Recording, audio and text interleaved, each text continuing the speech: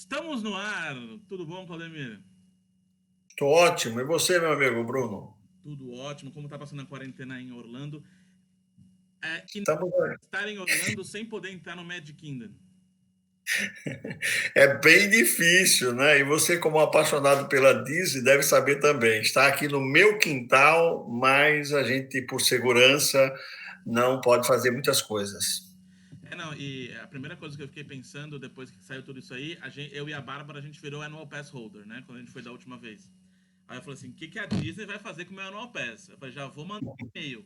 Mas antes de eu mandar o e-mail, já veio a resposta.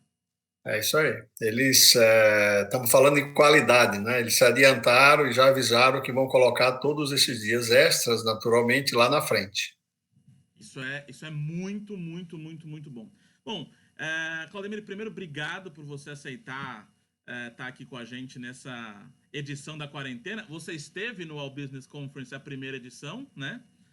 E Exatamente. era bastante gente junto, né? Era muito bom. Mas agora Foi muito bom. ele está ao vivo, né? Aliás, ao vivo estamos, mas não fisicamente.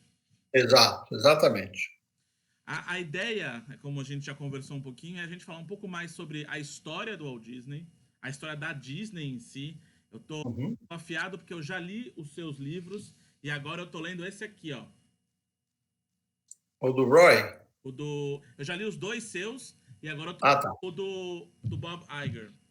Ah, excelente, viu? Um livro extraordinário, extraordinário.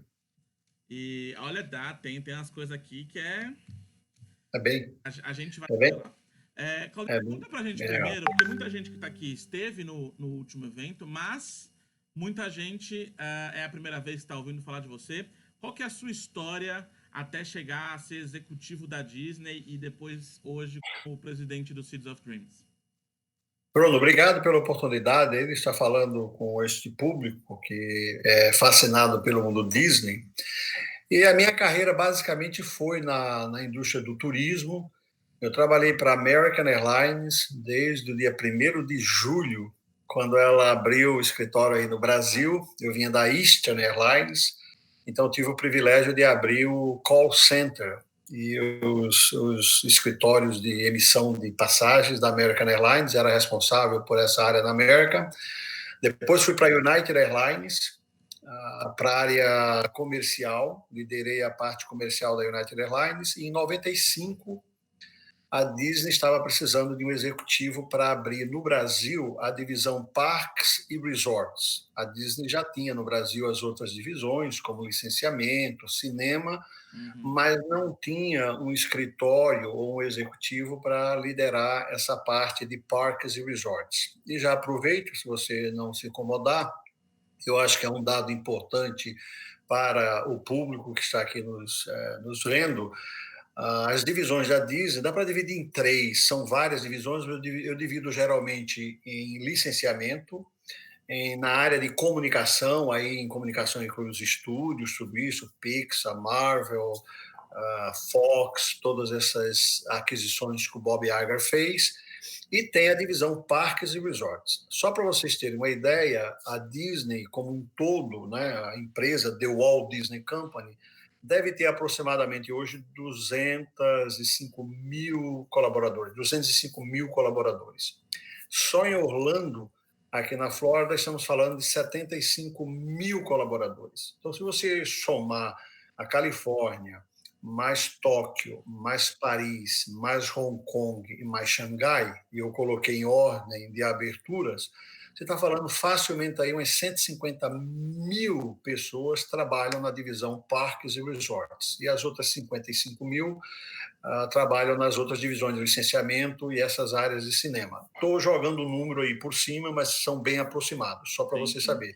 Então, tive esse privilégio de ser o primeiro cast member, né, como a gente chama, colaborador na Disney, aí no Brasil, e em 2000 a empresa me transferiu para os Estados Unidos, aqui para Orlando, na Flórida, onde eu vivo desde 2000, para eu liderar a parte de estratégia de treinamento global. E aqui nos Estados Unidos, um grande sonho que eu tinha era dar aulas na Universidade Disney. E, graças a Deus, consegui realizar esse grande sonho depois de vários anos de estudos e de muito foco. eu também dei aula na Universidade Disney e como professor convidado do Disney Institute aqui. E depois fundei o meu instituto, Seeds of Dreams Institute, em 2006, na verdade. Muita gente não sabe disso, mas a minha empresa foi um trabalho do meu doutorado, que eu tinha que abrir uma empresa e eu já tinha na cabeça que sairia da Disney, então eu abri em 2006, mas em 2010 é que a empresa realmente tomou forma. Achei interessante você falou aí do Disney University e do Disney Institute. Muita gente confunde. É uma coisa que, na primeira vez que eu fui no seu treinamento, destacou pra caramba. Você pode explicar É, qual é a diferença? Que não é a mesma muito bom. coisa. Muito boa pergunta, Bruno. Porque é o seguinte, quando alguém no Brasil fala para você assim, eu fui lá nos Estados Unidos e eu fiz um curso na Universidade Disney, em geral, ela quer dizer que fez no Disney Institute. A não ser, como é que você vai saber? Se a pessoa for um funcionário, um cast member da Disney. Então, se você estiver falando aí no Brasil com alguém que foi funcionário da Disney, ele ou ela estará correta em dizer eu fiz um curso na Universidade Disney. Então, resumindo, a Universidade Disney é somente para funcionários, para colaboradores. E o Disney Institute é um braço que faz treinamento para empresas fora da Disney. Né? Então, essa é a diferença básica. A Disney Me University. corrija se eu tiver errado, mas o Disney University remonta ao tempo do Walt e o Sim, Institute agora na era Eisner, né? isso. Eu vi o Disney Institute nascer, na verdade, né? 1990, eu entrei na empresa em 95, se não me engano, o Disney Institute foi em 96. Foi a era do Michael Eisner, e a razão, isso nem no livro está, hein? Isso nem no livro está, Bruno. Exclusivo. Dos livros, Dos meus livros, do Walt Disney e do Roy Disney. Mas uma informação que para você também vai ser muito boa é que a Universidade Disney tinha demanda para ter cursos feitos para empresas fora da Disney. O que aconteceu foi que a Universidade Disney começou a fazer um curso, sei lá, uma Coca-Cola, estou chutando aqui nome, queria um curso, a universidade foi lá e fazia. Mas aí a empresa percebeu que não era o caminho correto colocar a Universidade Disney para fazer isso. A Universidade Disney deveria ser dedicada, como foi desde o início, para os colaboradores. Foi aí que nasceu a ideia do Disney Institute. E tem uma outra coisa bem interessante que eu coloco no meu próximo livro, chamado Guestologia, que sai esse ano. São 2 volumes, na verdade, porque são 700 páginas, e eu não queria colocar tudo isso num livro só. Então, eu dividi em 2 volumes. Uma das razões uma das razões da Universidade Disney ter focado mais nos funcionários ela achava que não dava para ficar dando tantas informações confidenciais. Tanto é, você não vai encontrar isso em muitos livros, que o Michael Eisner resistiu à coisa de abrir o Disney Institute, porque ele tinha uma preocupação que a Disney pudesse passar muitos dos segredos delas para empresas concorrentes, por exemplo. Entendeu? Isso realmente é exclusivo. Eu não sabia. Eu tô lendo aquele outro livro, Disney War, Isso, muito bom. fala bastante da era Eisner, ele deu uma passadinha por cima do Disney Institute, e é por isso que eu lembrei. Então, ficar claro pra galera aí que se alguém falar para você que fez um curso na Disney University, somente se a pessoa tiver trabalhado na Disney. Isso, Muito provavelmente ela fez no Disney Institute. exato. Aldemir, então vamos de fato falar aí de Walt Disney. A gente podia ficar aqui uma semana inteira para falar da história dele, né? Porque é um negócio que vai e vai. Tem. É espetacular. Bom, só no seu livro, só a gente pensar no tempo que demoraria para ler o seu livro, né? Tem informação pra caramba. Mas em termos gerais, você acha que impulsionou o Walt Disney em 1923, depois da história, inclusive, a abrir a Disney? Então, 1923 é quando ele funda a empresa junto com o irmão Roy, né, que são as duas biografias que vocês estão vendo aí atrás, que eu escrevi, quando ele funda, na verdade, a empresa numa garagem com $500 emprestado do tio Bob. E o que muita gente não sabe é que houve, na verdade, 3 falências antes dessa abertura. Então, o Disney, antes dos 23 anos de idade, faliu 3 vezes. A maioria dos livros falam apenas em 2 vezes, mas eu tenho dados que são 3. De 1923, eles levaram mais uns 4 anos trabalhando para ver se conseguiam um desenho com sucesso. Fizeram Alice Comedies, não foi lá nada do outro mundo, mas já era um sucesso para alguém que tinha tido 3 falências. Mas o grande sucesso mesmo só veio em 1927, com Oswald Coelho de Sorte. E eu estou dando essa introdução, Bruno, me perdoe, apenas para eu colocar as pessoas que estão nos ouvindo dentro de um contexto para eu chegar nos parques, tá? Eu já chego nos parques.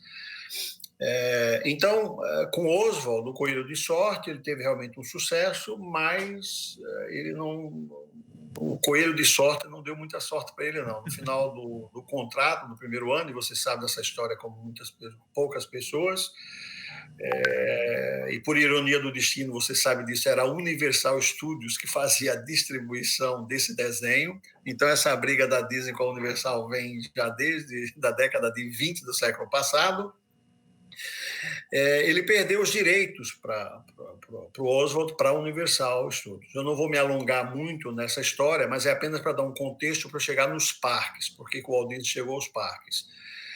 E na volta de Nova York, de trem, uma viagem de uma semana, no dia 12 de março, ele manda, de 1928, na verdade, já um ano depois, ele manda um telegrama para o irmão Roy, dizendo que estava tudo ok. Ele não podia dizer para o irmão que tinha perdido o principal personagem que eles tinham, e provavelmente seria a 4ª falência, e provavelmente a gente nem estaria aqui hoje. Mas aí no trem, ele se lembra da infância dele, da época que ele trabalhou em Kansas City, e ele alimentava um camundongozinho, e veio a ideia do Mickey Mouse. Então o Mickey Mouse salvou a empresa. Tem uma frase famosa dele que diz: nunca se esqueçam de uma coisa, que tudo começou com um camundongo. Então, o Mickey entra nesse contexto de que, se o Mickey não nasce, muito provavelmente nós dois não estaríamos aqui falando para tantas pessoas aí do outro lado, eletronicamente. Então, o Mickey tem essa importância. Pois bem, eu vou pular agora para os parques, tá? Aí veio Branca de Neve, depois vários filmes, várias inovações. O Walt Disney teve 3 grandes inovações. O primeiro filme com som sincronizado, né? Que até então não tinha isso da boquinha do personagem abrir e a voz sair igual. Isso foi o Walt Disney com o Steamboat Willie. Depois ele fez o primeiro filme colorido, Flowers and Trees, ganhou o primeiro Oscar, e depois veio a grande inovação do primeiro longa-metragem, porque ele queria levar a categoria de animação para uma categoria de arte. Na época, a animação era secundário. As pessoas não iam para cinema para ver filmes de desenho animado, as pessoas iam para ver filmes com pessoas, e aí lá no comecinho colocavam uns desenhinhos ou outros ali, e o Walt Disney queria elevar a categoria do que ele fazia, que era desenho, a categoria de arte. Então, precisa se entender esse contexto. Quando você vê hoje um Frozen, quando você vê filmes como Rei Leão, foi esse cara que teve, com Branca de Neve e Sete Anões, a coragem de fazer não um desenho de 2, 3 minutos, mas de 1 hora, 1 hora e meia. Então, só te interrompendo rapidamente, eu digo, quando a gente vê qualquer outra animação, e não precisa ser da Disney, né, a gente pode chamar DreamWorks, por exemplo, não existiria essa animação se não fosse essa inovação criada pelo Walt Disney. E aí, então, antes de você chegar nos parques, que é o que eu acho que a galera gosta mais de ouvir, mas recentemente eu fui entrevistado pelo Noob para falar de inovação e o medo do fracasso. Certo. E eu acho que isso é uma característica que o Walt Disney acho que nunca teve. Acho que ele nunca teve medo de fracassar. Porque faliu 3, e aí mesmo com a empresa já estabelecida, ele vai lá e bota todo o dinheiro que ele tinha ganho ali na Branca de Neve, e chama ele de maluco, insano. Como que você vê essa parte de inovação do Walt Disney, mas do que levava ele a inovar? Ele tinha medo? Ele não tinha medo? Ou vai com medo mesmo? Eu acho que você já respondeu, na verdade. É assim, medo todos nós temos. E no caso dele, muito provavelmente medo tinha, mas ele ia mesmo com medo, que é o que faz a grande diferença entre os inovadores e os medrosos. Os medrosos não saem, os medrosos ficam ali pensando, né? Então, o Walt Disney tinha essa característica realmente de testar, né? E isso me leva a uma outra terminologia que eu uso no próximo livro, chamada de melhoria contínua. Ele estava sempre querendo melhorar, querendo melhorar. Inclusive os parques, se você quiser que eu entre agora, tem a ver um pouco com essa parte de cinema de melhoria e bastante sobre a vida pessoal dele. Posso entrar? Por favor. Ok.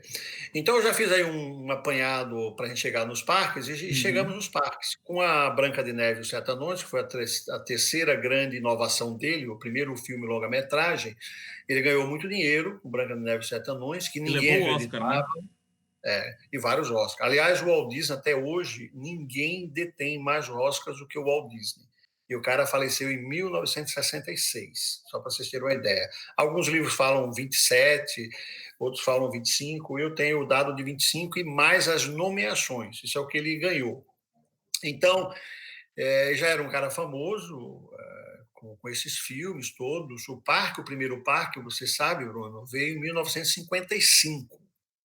Se a gente analisar que ele nasceu em 1901, o Walt Disney já tinha aí 55 anos de idade quando ele abriu a Disneylandia na Califórnia. Muita gente não sabe, mas a abertura da Disneylandia na Califórnia foi baseada na experiência pessoal dele com as duas filhas, a Cheryl e a Diane. A Diane eu tive o privilégio de conhecê-la durante os meus 15 anos que eu passei na Disney, assim como conheci também o filho do Roy Disney, chamado Roy Edward Disney, que faleceu alguns anos atrás. E ele levava as duas filhas para passear nos parques que existiam na época, em Griffith Park, lá na Califórnia, e ele percebia que somente as duas filhas dele ficavam brincando num carrossel. Esse carrossel existe até hoje. Eu, na realidade, levo um grupo anualmente para os Estados Unidos, onde a gente segue os passos da vida dele, que eu tenho certeza que em breve você vai com a gente, você e sua esposa. E essa viagem a gente entra exatamente em todos os detalhes, desde onde ele nasceu em Chicago, passando pela fazenda onde ele viveu em Marceline, Kansas City, onde ele faliu 3 vezes. Enfim, a viagem realmente é extraordinária. Então ele percebeu que os parques que existiam na época eram feitos somente para crianças. E ele queria um parque para adultos e crianças, né? Então, é um parque familiar, desde então. Os críticos diziam, Bruno, que o parque seria fechado e esquecido dentro do prazo de um ano. Esses eram os prognósticos para o Walt Disney. Ó E a dó, né? razão, Coitado dos críticos. os críticos não se deram muito bem com ele, porque ele acertava praticamente todas. E ele acreditava no projeto. Quando perguntaram para ele, mas Disney, parques foram feitos para crianças, adultos não gostam de parques. Ele falava assim: quem falou para você que adultos não gostam de parques, né? Ele tinha em mente o seguinte, que a única diferença entre adultos e crianças era apenas uma coisa chamada experiência. Então, qual que era o racional do Walt Disney? O racional dele, Bruno, era o seguinte: se eu construir um parque para crianças e crianças com experiência, vai dar certo. Então, ele sabia da criança que existe dentro de cada um de nós. Por isso que ele acreditou no projeto. Então, o primeiro pilar do sucesso dos parques da Disney tem a ver com família. Aliás, no momento que a gente passa aí, quando as famílias estão unidas, era o que ele queria, os parques. E o que a gente vê nos parques hoje? A gente vê exatamente adultos se divertindo com as crianças, adultos que parecem crianças, e tudo começou assim. Existe um outro detalhe que muita gente não sabe: o Walt Disney era perfeccionista. Então, quando ele fazia um filme, ele não gostava no final do resultado, ele queria refazer alguma coisa. Ele queria mudar uma coisa, queria mudar outra, mas o que que acontece, Bruno, quando você faz, um filme que ele é lançado? Não dá para você ficar mudando, né, não vai mudando. E Então é ele caro, voltava né? E é caro. ele voltava desesperado, cara. "Ah, mas aquela cena poderia ser melhor. Ah, aquela cena poderia ter sido muito melhor. Ai, teria que ser assim, teria que ser assado". Ele viu, na verdade, nos parques, a noção e a visão de um filme inacabado. Então, essa experiência dele de cinema de perfeccionista, que ele não podia fazer nada uma vez que o filme era feito, ele conseguiu melhorar isso dentro do parque, porque ele sabia que no parque ele podia mudar o que ele quisesse, a hora que ele quisesse. Então, é uma história bem interessante que muita gente não sabe, que está aí nos meus livros, você já leu, e Claro. nesses 2 livros que vão chegar, na verdade, eu vou falar mais da parte de metodologia, de filosofia, já que esses 2 que estão aí atrás são mais na área de biografia, então eu foquei mais na vida deles. Claro, e eu achei interessante o que você falou, uma coisa que eu vi em algumas entrevistas com os Imagineers, né? Isso, Imagineers são os engenheiros de sonhos, isso, né? São os engenheiros que trabalham na área de criação da Disney, e eles falam isso, exatamente isso, que o filme é o olhar do diretor, então você vê o que o diretor vê, e nos parques você é o diretor, então você vai ver o filme do jeito que você quiser. E até essa extrema atenção aos detalhes do Walt Disney, a gente vê hoje nos parques, né? exatamente, Detalhes exatamente. mínimos que a gente acaba não reparando, mas você indo no parque 2, 3, 4, 5 vezes, você começa a prestar atenção não só na grandiosidade do castelo que está lá em cima, mas também nos detalhes do chão, as pequenas estátuas. Eu costumo falar bastante nas minhas palestras da estátua da Cinderela, que fica atrás do castelo do Magic Kingdom, que se você olhar a uma altura exata, a coroa da Cinderela. Eu vou colocar aqui essa foto para o pessoal ver. Se você olhar a coroa, senta na cabeça da Cinderela, e você só percebe isso se você parar para ficar olhando a fonte e tudo mais. Então, os parques, além de, acredito que tenham sido um grande sonho do Walt Disney, eles acabaram alimentando os nossos sonhos, né? E Exatamente, aí, se a exatamente. gente começar Desculpa, não te ouvi. Ele era um grande sonhador e passou esses sonhos para a gente seguir, né?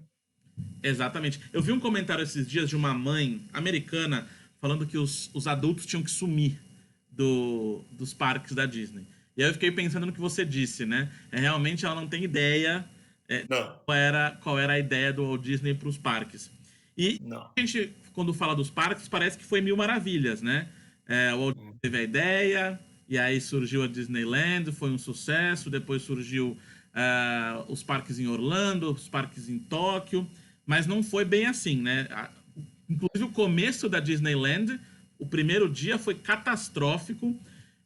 É. Como que você avalia o Walt e a empresa como um todo gerando, fazendo o gerenciamento de crise? É. Ele, na verdade, o primeiro dia lá chamam até do dia negro, né? Porque havia uma greve na época, fazia muito calor, e a abertura foi baseada em convites. E houve muitos convites falsos, e eles estavam esperando um determinado número de pessoas e chegou quase o dobro de pessoas no dia lá. Então, eles não estavam preparados para aquilo lá, ou seja, falsificaram ingressos para entrar nesse grande dia da abertura. Mas o Walt Disney, lembra-se que eu falei agora há pouco de melhoria contínua? Ele não tinha o medo de errar.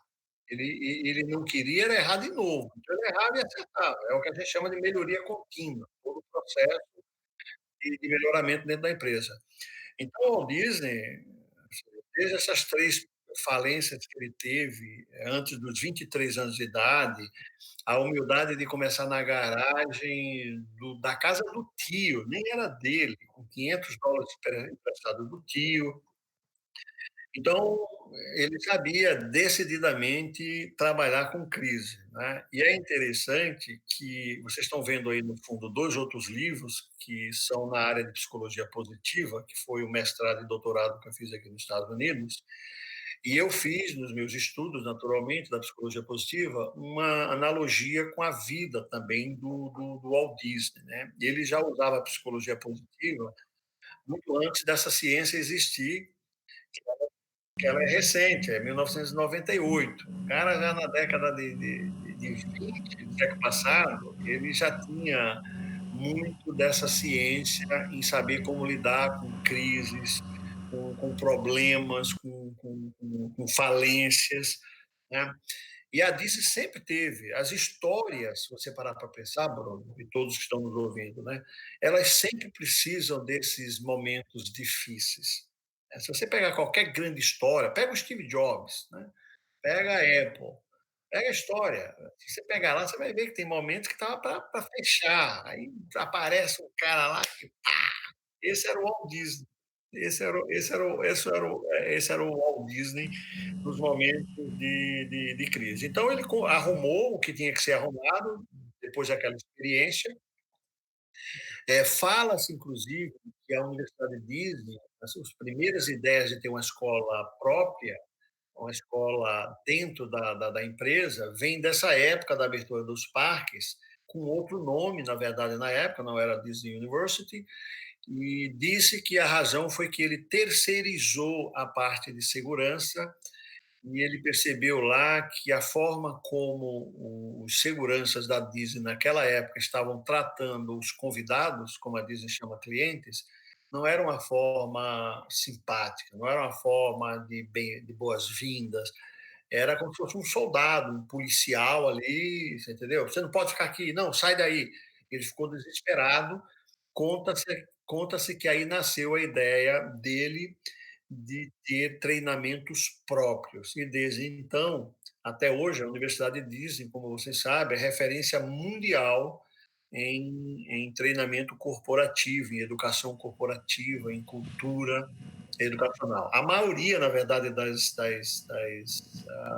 das universidades corporativas, a maioria delas, a grande maioria, foi inspirada na Universidade Disney. É só você pegar aí. A maioria das empresas hoje tem uma universidade. Se você for buscar, os caras se inspiraram lá na Universidade Disney, onde eu tive o grande privilégio de ter dado aulas no famoso curso Traditions, que é um curso sobre tradições, o próprio nome diz, onde todos os novos cast members, todos os novos colaboradores são obrigados a passar por esse curso antes de ir para o seu local de trabalho. Ninguém vai para o seu local de trabalho antes de passar por esse curso que eu dava aqui em Orlando, na Flórida. É muito legal Sabe, a história. eu tava torcendo pra você falar do Traditions. Porque tem Ah, uma lenda, e aí eu nunca pensei em te perguntar isso. Olha, e olha que a gente conversa de vez em quando no WhatsApp, mas eu me esqueci, mas agora eu lembrei. Alguns amigos meus que foram cast members no ICP, que é o College Program, né, o estágio que a Disney tem, inclusive para brasileiros, eles falaram de um vídeo que tem o Walt Disney falando pro Traditions, que é um vídeo super secreto, que não vazou na internet, que não tem lugar nenhum, só no Traditions.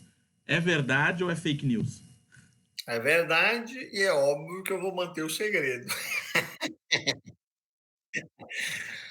Não, lá é bem interessante. É bem interessante. Até o processo de você ser professor lá é bem interessante, um processo bem longo, na verdade. Foram quase 6 meses de testes para sair. Quando eu dei aulas lá, eu acredito que mais de 7.000 cast members aplicaram e, em geral, sai uma média de 20 a 30 no máximo, dependendo do ano. Naquele ano foram, acho que uns 20 professores. E uma coisa legal, Bruno, que ninguém sabe, é o seguinte: a Disney não contrata professores para serem professores. O que ela faz? Ela faz essa seleção entre os próprios 75.000 colaboradores que trabalham aqui.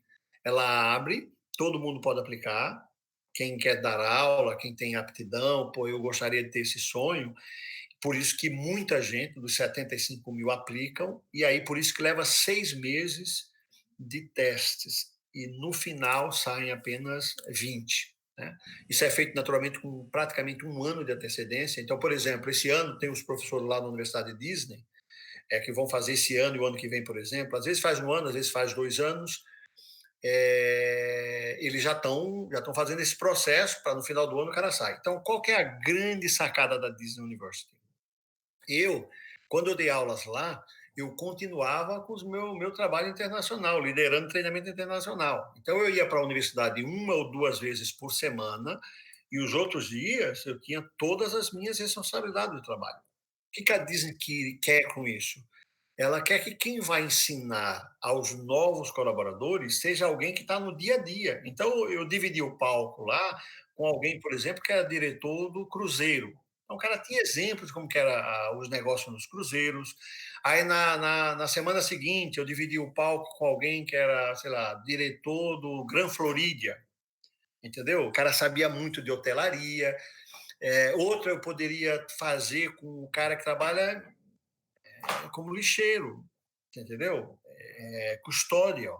Então, a oportunidade era aberta para todo mundo. Então, eu tinha ali desde altos executivos com pessoas super simples que tinham o sonho de dar aula, passou pelos testes, e depois de você passar por esses testes, você tem mais 6 meses só de treinamento até você dar a primeira aula. Então, é bem interessante, bem, bem interessante o processo. Eu achei, antes da gente seguir nessa linha que a gente falou um pouco de crise, mas a gente desviou aí para Disney University, você falou de uma coisa que eu vejo muito no LinkedIn, e vejo muitas pessoas falando hoje, que é a questão do RH.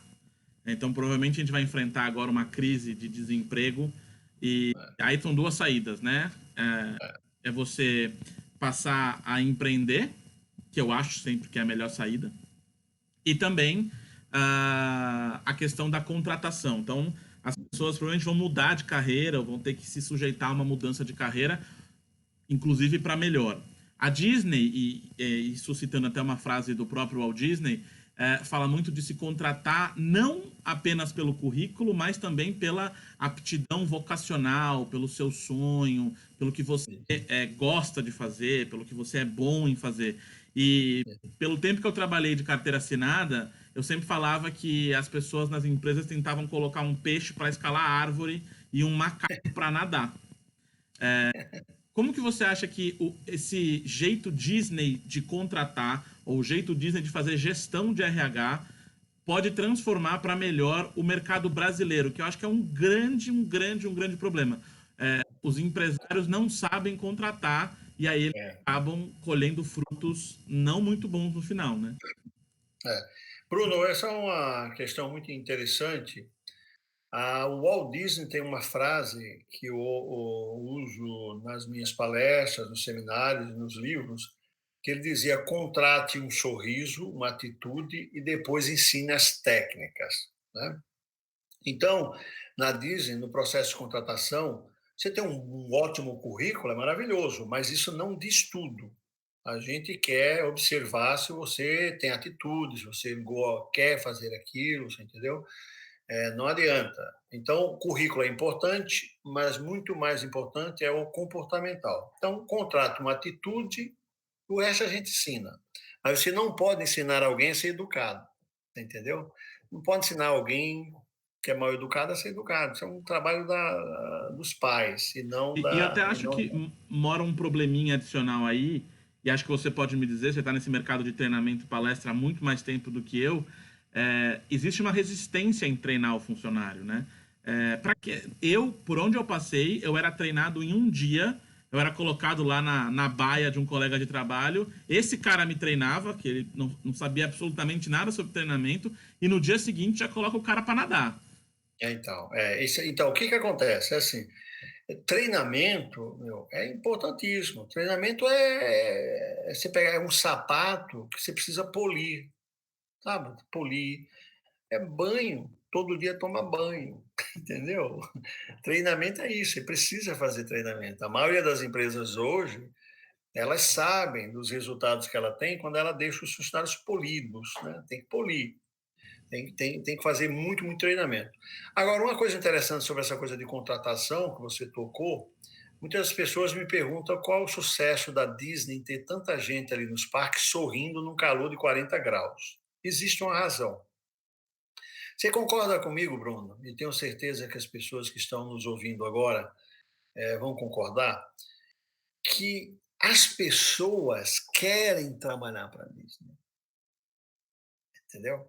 Você já imaginou que o trabalho do RH de uma Disney é um pouco mais fácil do que uma empresa normal, entendeu? Com Porque você certeza, com é certeza. verdade? Trabalhar na Disney é sonho, né? É isso. Então, o que acontece? De cara, a Disney já tem pessoas que querem trabalhar para a Disney, cara. Olha que maravilha! Olha que cenário espetacular. A Disney já tem. Quem vai em busca da Disney tá doido para trabalhar. Eu quero trabalhar para vocês. Meu, é meio caminho andado. Meu, não preciso ficar. Vai, meu, é uma empresa de sonhos, como você acabou de falar. Então, esse cara que vai fazer a entrevista, ele quer trabalhar. Então, é meio caminho andado aí. Então, o grande segredo, na minha opinião, de a Disney ter esse sucesso tem a ver com isso. As pessoas querem trabalhar para a Disney. Número um. Agora, tem algo que, pasmem, né? Quem não consegue entender a cultura da Disney, em menos de um mês, 2 meses, pede a demissão, sabia? 3 meses está fora.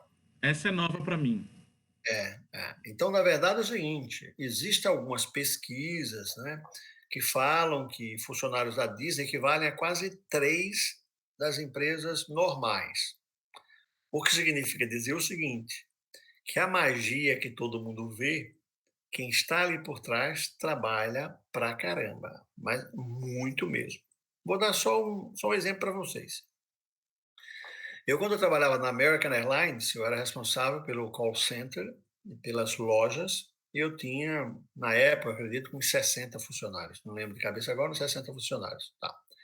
Aí eu fui para a United cuidar de vendas, liderar a equipe de vendas. Tinha lá umas 20 pessoas, talvez, 20 pessoas. Ok? Tá, 20 pessoas. Aí a Disney me contrata, depois de 5 anos, me traz aqui para os Estados Unidos para eu liderar essa estratégia global de treinamento. E eu tinha 2 funcionários. 2 funcionários. Então, por aí você tem uma ideia. Então, imagine o seguinte: se na United eu tinha quase 20, na América tinha 60, o meu cargo na Disney era mais alto do que nas duas empresas lá. Mas 2 funcionários. Então, aí te dá uma ideia de que se o cara não gostar, não for apaixonado, ele não fica. Ele não fica, né? Esse treinamento que você mencionou dos jovens do Brasil que vêm para cá, muita gente não sabe, mas quando eu abri o escritório da Disney em 95 no Brasil, no ano seguinte eu fiz um programa chamado Tour Leader Training, que era treinar todos os guias do Brasil por uma questão, na época, comportamental nos parques dos adolescentes. E a Disney pediu para eu resolver esse problema. Aliás, ela abriu o escritório para ir, só me falou depois para eu resolver esse desafio. Estávamos tendo problemas nos parques dos adolescentes, que não eram os adolescentes, eram os guias. Treinei esses guias e uma das medidas que nós tomamos 2 anos depois foi trazer esses brasileiros para trabalhar nos parques até hoje. E hoje vem todo ano a Disney continua trazendo, mas isso começou em 96, quando eu abri o escritório da Disney no Brasil. o Park Gritter, que é a E todos esses programas da STB começaram com esse programa que eu tinha chamado True Leader Trainings, e que durante 4 anos eu implementei várias medidas para melhorar o atendimento dos convidados brasileiros, dos clientes brasileiros lá em Orlando. E antes de eu mudar para os Estados Unidos, a gente tinha tomado a decisão que a gente precisava de brasileiros vir para cá. Por que eu toquei nesse assunto? Sobre a questão de funcionário feliz. Nem todos que vêm trabalhar nesses programas de park greeters tal voltam felizes. Nem todos. Aliás, os números indicam que brasileiros adoram vir porque valorizam a experiência, os australianos, Mas os europeus, por exemplo, meu, eles fazem esse programa de 3 meses aqui em Orlando, que vai trabalhar, sei lá, no restaurante, fritando hambúrguer, vai trabalhar limpando o parque. Eles nunca mais voltam, não querem voltar, saem, pô, não volto mais. O brasileiro não. Por isso que esse programa existe até hoje, porque a Disney percebeu que o brasileiro valorizava esses jovens que vêm, entendeu? Então esse é um dos maiores orgulhos que eu tenho da minha fase aí no Brasil, foi abrir o escritório da Disney no Brasil, ter criado esse programa de treinar os guias e várias ações que nós tomamos culminaram com a vinda desses brasileiros. Mas nós tomamos outras decisões na época, como hoje, se você vê um mapinha de português ali na entrada, escrito em português, isso não tinha antes. Isso fez parte dessa estratégia minha na época, junto com a equipe, para melhorar cada vez mais. Cardápio em português nos restaurantes, na época, como é que fala? Coisas para se ouvir as atrações em português. Tradutor simultâneo, né? Foi uma fase extraordinária, que tem a ver o quê? Com serviço, com atendimento ao cliente. Então, o legal dessa nossa conversa está exatamente nisso aí, não só a parte histórica, né, como também várias ações que a minha equipe, eu tomei na época, e que até hoje os parques se beneficiam, eu me beneficio, todos nós nos beneficiamos. É muito bom ouvir isso, Claudemiro, porque tem aqui ou já fez o ICP ou sonha em fazer o ICP. E eu vou te falar que eu tô pensando até em fazer outra faculdade. Eu sou formado em engenharia há mais de 10 anos já. Tô pensando em fazer outra faculdade para ver se eu pego uma vaguinha lá no ICP também. É extraordinário, é uma experiência, Bruno, assim, que você conhece pessoas que já fizeram. Sim, bastante. E é absolutamente extraordinário, extraordinário, absolutamente inesquecível, né? E aí esses brasileiros jovens voltam, em geral, voltam no currículo que passou pela Universidade de Disney, era o curso que eu dava, na verdade. Então vale muito a pena, é um negócio muito, muito interessante. Eu sei que aí no Brasil, na época, era um cara que fazia, não deu certo, depois foi para a STB, mas é um programa bem interessante. Se tem alguém que fica aqui que ficou interessado em trabalhar na Disney por 3 meses, entra no site da STB, é lá por volta de março, abril que abre as inscrições, né? Para o programa do final do ano. Eu não tenho todos os detalhes, mas o que eu sei se não me engano, tem que estar na universidade, acho que primeiro, segundo ano, se não me engano. Pelo menos primeiro ano. Falar inglês, né? Falar inglês fluentemente, porque não tem outra forma. E pelo que eu sei, esse estágio conta também como horas, aulas para a universidade onde você está estudando, pelo que eu sei. Exatamente. Mas é um programa que existe no Brasil, começou com esse meu programa chamado Tour Leader Training, que era uma série de treinamento para guias de turismo, para melhorar os comportamentos nos parques. Conseguimos atingir isso, e para te falar a verdade, o sucesso foi tão grande, e eu devo até esses brasileiros que vêm para cá, porque aí fiquei bem na foto com os americanos, e quando eles me trouxeram para cá em 2000, foi exatamente para eu liderar agora em nível global e não mais só Brasil. Foi o sucesso desse programa de treinar, além de vendas, marketing, tudo isso aí, que me trouxe aqui aos Estados Unidos, onde eu vivo desde 2000, na verdade. Então, se alguém ficou interessado, a gente não tem informações detalhadas, mas só entrar no site da STB que você consegue se informar melhor. Aí, quem sabe o seu 2021 não é lá na Disney, aprendendo bem mais e ali na prática. Por enquanto, você fica aqui com a gente. A gente está se encaminhando para o final, Claudemir, e eu queria muito abordar esse tema da crise. Eu gosto muito de ler sobre as crises que a Disney passou depois de ser gente grande, né? Sei que foi um baque tremendo quando o Walt Disney faleceu e a Disney teve que andar com as próprias pernas sem ter o mestre ali por trás.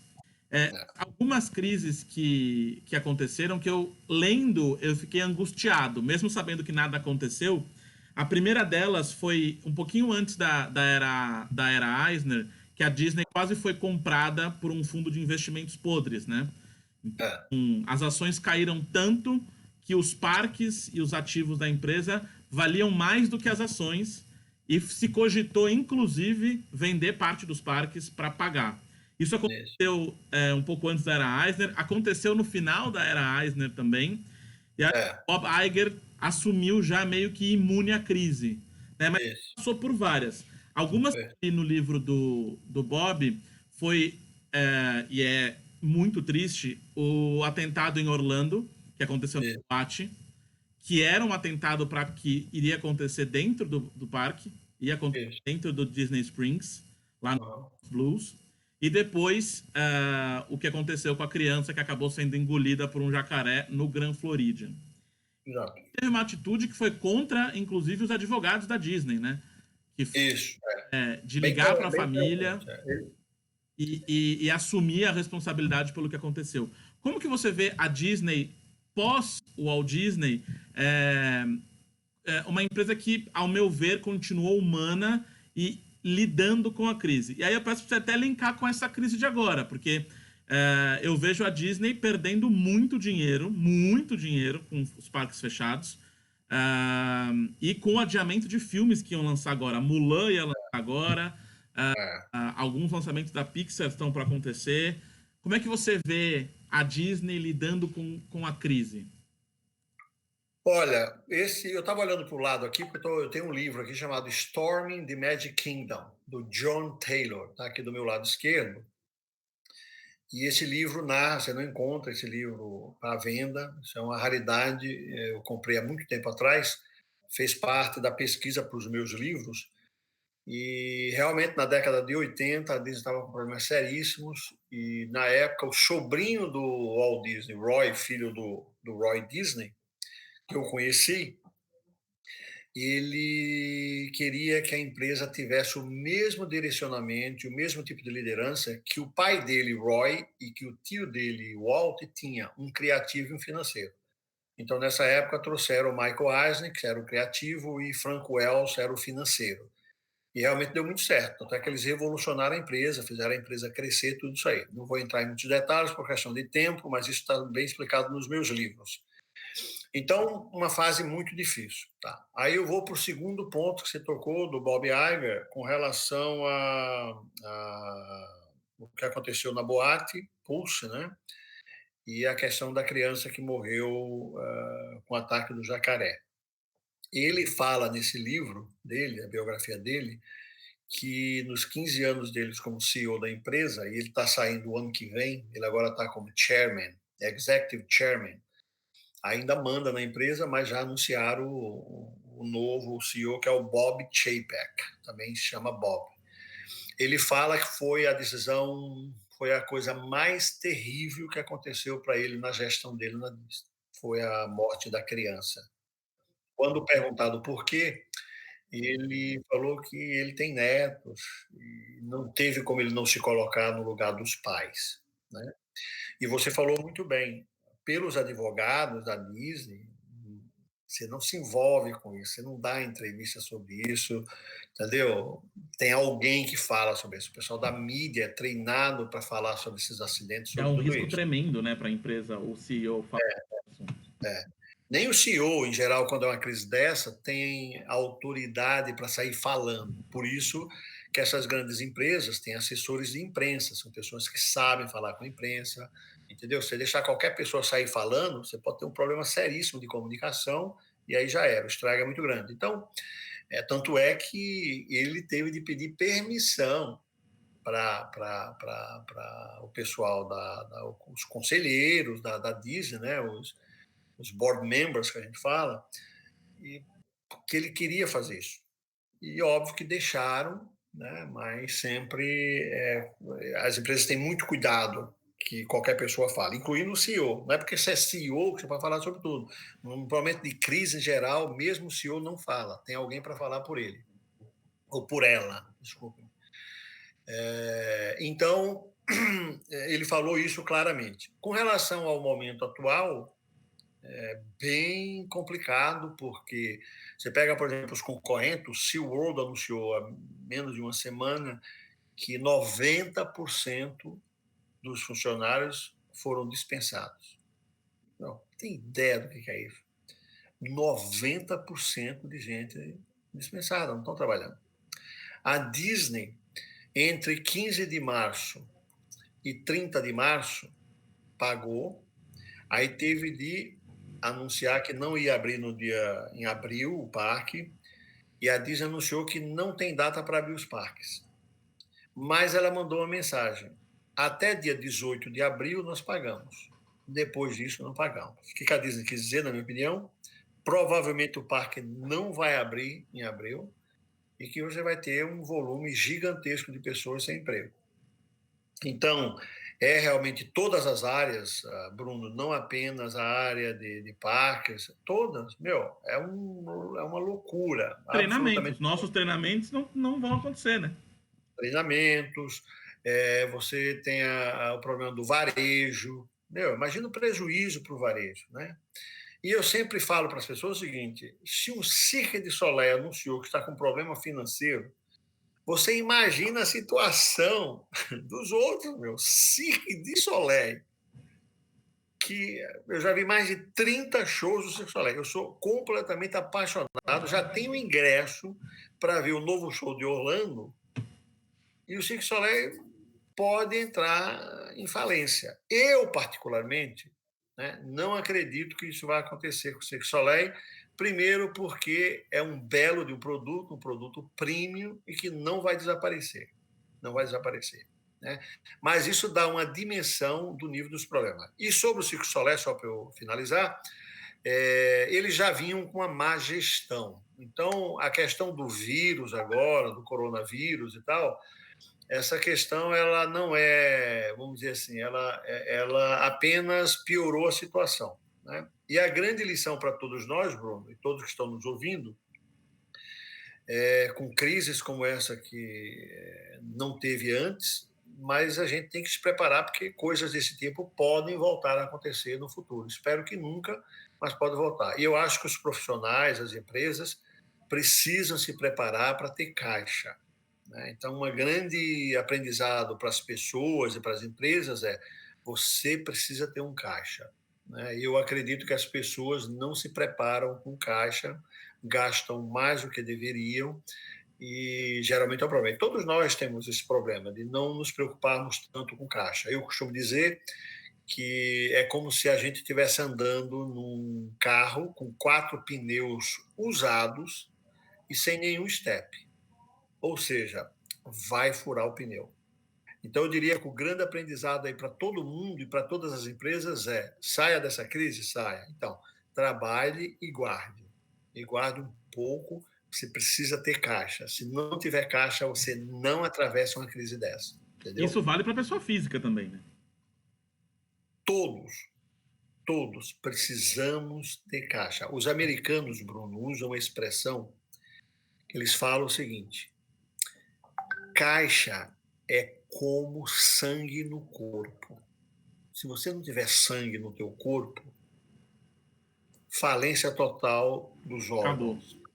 Acabou. Então, é assim, eu sou um cara que sempre tive essa preocupação, precisa ter um caixa, entendeu? Precisa ser milionário, precisa ter um caixa. Você falar: olha, na hora que acontecer, eu consigo aqui 6 meses, 1 ano, sem nenhum problema. Precisa ter isso. Então, as pessoas, de nível pessoa física, precisam ter essa preocupação e as empresas também.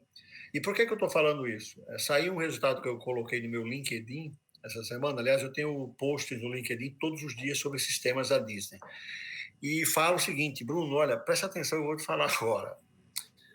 A média, a média, a média de caixa que as empresas pequenas e médias nos Estados Unidos têm é de 23 dias. 23 dias de caixa.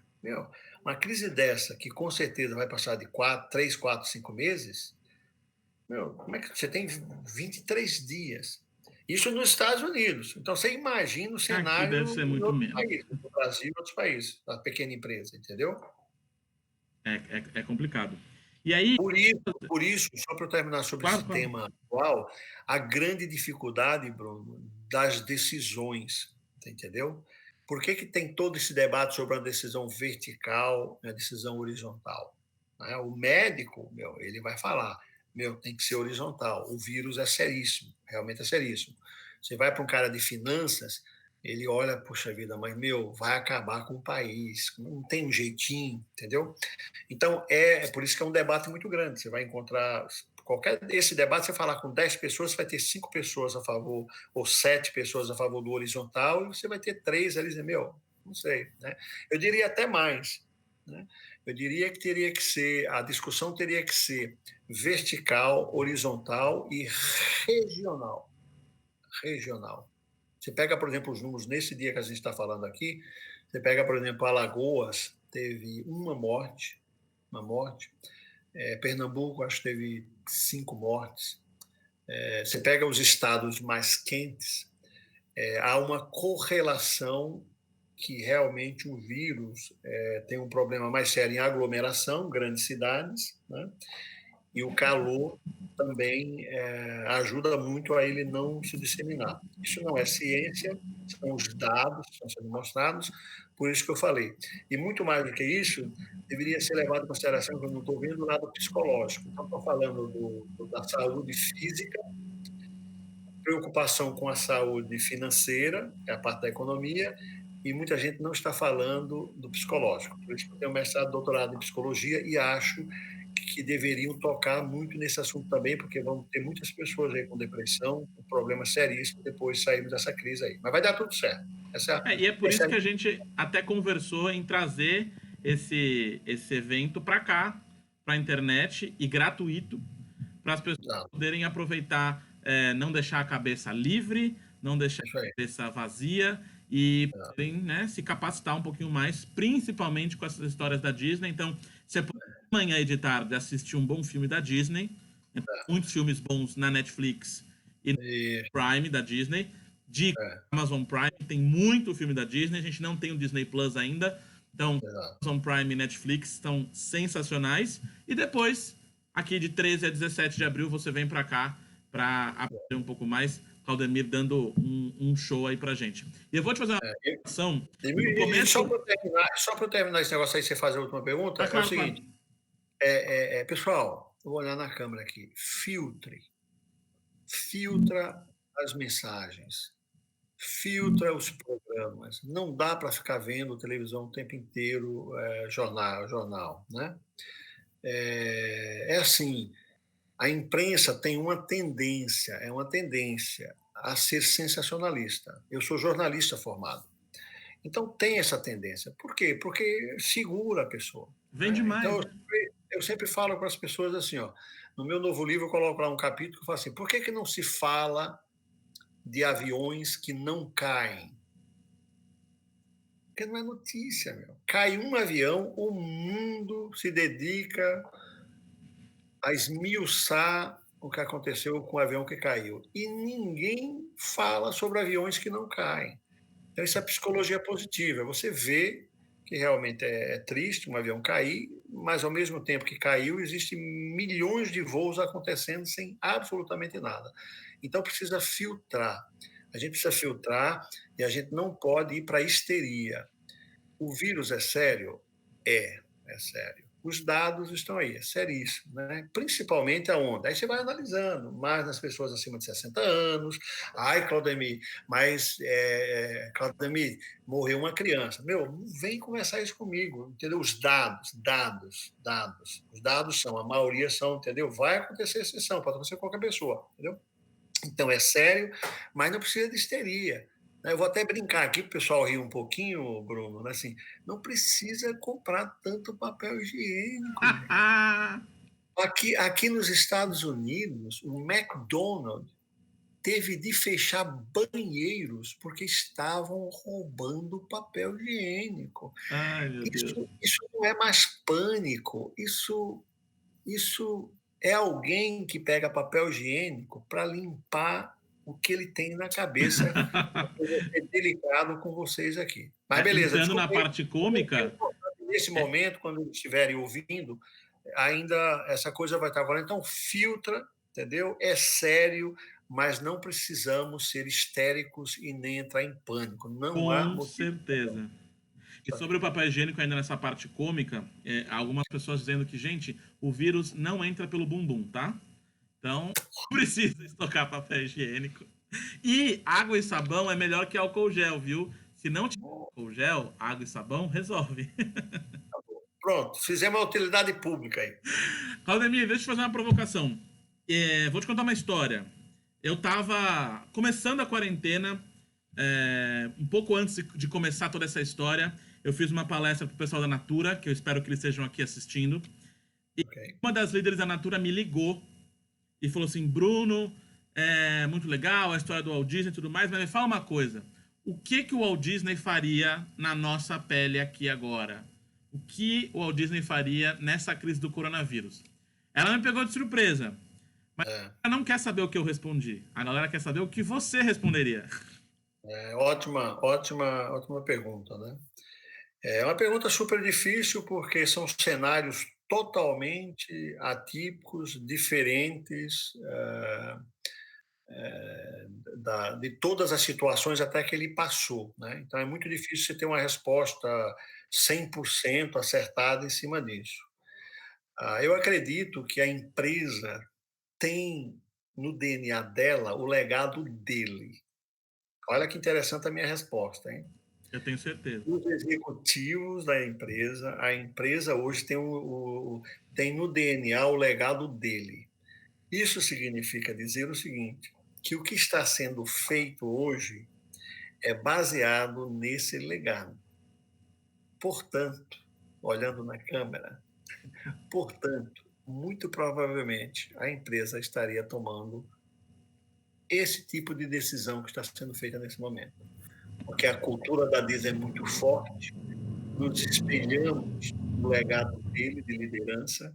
Então, eu diria para você que não seria muito diferente do que acontece agora por essa questão histórica e do meu conhecimento do legado dele. Mas uma pergunta interessantíssima e eu agradeço ao pessoal da Natura e desejo assim muito sucesso a todos vocês. É isso aí. Pra saber o que o Walt Disney faria, é só olhar o que a galera da empresa, que leva muito bem o nome dele. Exatamente. Aldemir, quero te agradecer muito a sua participação, você tirar esse seu tempo para bater esse papo com a gente, apesar de esse caos que estamos vivendo. Acho que a galera se sente tão grata quanto eu de poder trazer esse alento, informação, falar sobre uma coisa que a gente gosta tanto, que é a Disney.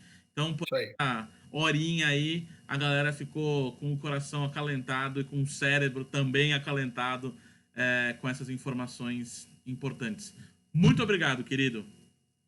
Um abraço a todos vocês, muito sucesso, muita gratidão, sejam felizes, filtrem e a vida é bela, tudo vai dar certo. Abraço, obrigado, É Bruno, isso obrigado a aí. todos Muita vocês. água e sabão e álcool gel para vocês e para você aí. Abraço, Obrigado. obrigado.